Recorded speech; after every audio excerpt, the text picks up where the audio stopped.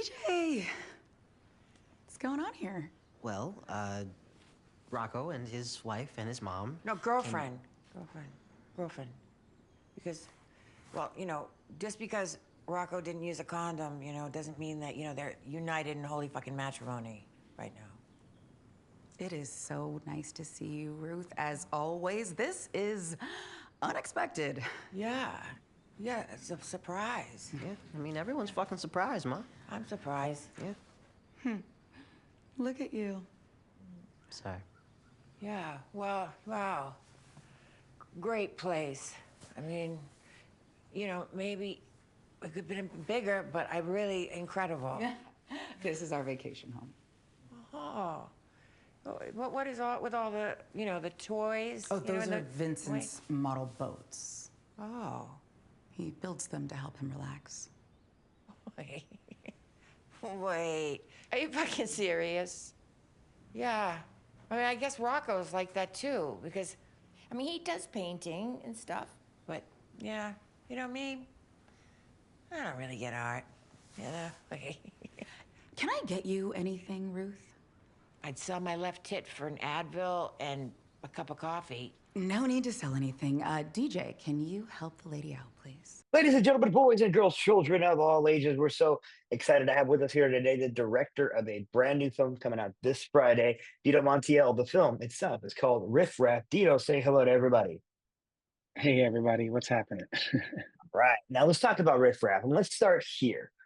For people who are not familiar with this new film coming out, can you kind of give them a synopsis of what it is?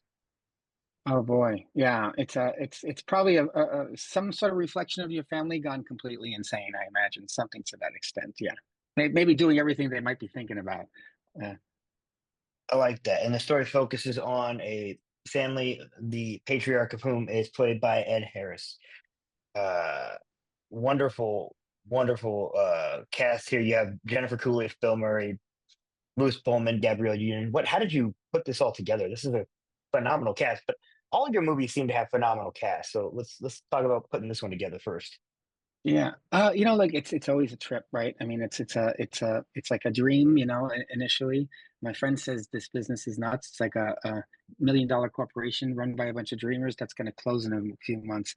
Good luck, So it's just nice. So you imagine who the dream cast would be, and then usually you don't get them. This was one of the few times that it is absolutely exactly who you could hope for, So yeah, how do you put it together? Holy cow, you work forever on the script to make sure it feels at least to the point where I feel confident enough that I could say, hey, I think this is good, like you're crazy if you don't do it. And I could say it honestly. And then they say no. But this time Jennifer Coolidge was the first one we went to. And luckily she said, yeah, which is kind of like, holy cow, because I was thinking Ruth really has to carry some strange weight in this film, pretty complex and weird and interesting. So yeah, and turns out a lot of people love her like I do. And then Ed Harris he was an advisor of mine in the Sundance Labs when I was there. So I had his email forever and decided, okay, this is the time to use it. Because I thought, okay, who's across from Elizabeth Taylor in was it Richard Burton and Who Was Afraid of Virginia Woolf, whoever it was. Who's Richard Burton? Or I gotta look it up, so I'm not saying the wrong actor. But who can hold this family together? That's totally a disaster, and who better than him? So and then it was an embarrassment of riches. Your stories, and I'm talking about most of your movies, going all the way back to your phenomenal debut, The Guide Recognizing Your Saints, which is a film that we've talked about many times as a seminal early 21st century indie picture as far as the independent scene goes. They always tend to focus on groups of people going through something both together and separately. And that's just the case here again. When you saw the script here, because you didn't write this one, but you took a really good script that I can see here from, is it John Polono? Is that how you say it? Yeah. Mm-hmm. You took John Polono's script and brought it to life. What about this script sort of struck you as this is the next Dito Montiel picture? Oh, I don't know what it's something that has to sort of resonate, whatever it is. I recognize somebody, and I recognized. I like that DJ was the only one that is asking questions and no one's giving the answers. Everyone seems to know them, and no one tells them. And I saw a little of some characters from maybe my first movie in there in that sense, like Shia was trying to know what's going on and nobody wants to tell them, or slightly different, that's for sure, very different movie. But I just thought, okay, a family is in chaos here. I can recognize that. And I don't know, I liked these people, even though they're not doing very nice things, which I don't know, something about that felt interesting, a way to how do you jump into that emotionally, as opposed to, yes, I think it's funny and all that stuff, but how do you follow these people and sort of care about them enough that it's okay if they start blowing each other away? It's really interesting piece because you get out of guys like Bill Murray and Pete Davidson, who are normally more comedic actors, you get these, they're still funny, it's still funny roles, but you get these more like grounded and serious sort of performances out of them that are still monumental to the monumentally important to the script. How do you get that out of guys like that who are like in Bill's case, he's a veteran comedic actor, and Pete, who's an up and coming comedic actor. You get these roles where they're very like different from what we're used to seeing out of them. How do you get that out of there?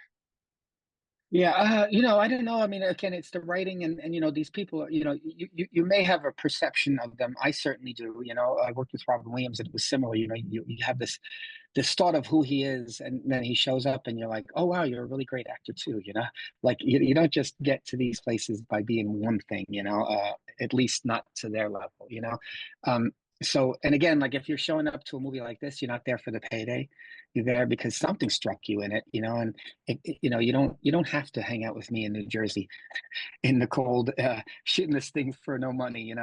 You want to be there. So I always trust if they're a really good actor and they really want to be there, you're kind of onto something. And then you try to find, at least for me, something that grounds them. Like I was saying, is for me, there was before working on the script at all, I had this thing that was never in the script, but I pictured Ruth looking at all the things she can't have in Sandy's bathroom or whatever I had envisioned initially.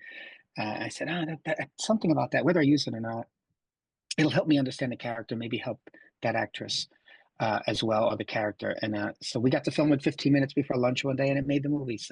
Um, so I think things like that help ground a character, so it's not just one dimensional, because nobody's one dimensional. There are films that do that great, but I'd like to dig a little deeper, at least. I like that. I only have time for maybe one more question and an outro, but I did want to mention I was going to bring up Boulevard as well because I think that there's Uh, notes of it here. Uh, we always ask our guests this question. It's a very hard one.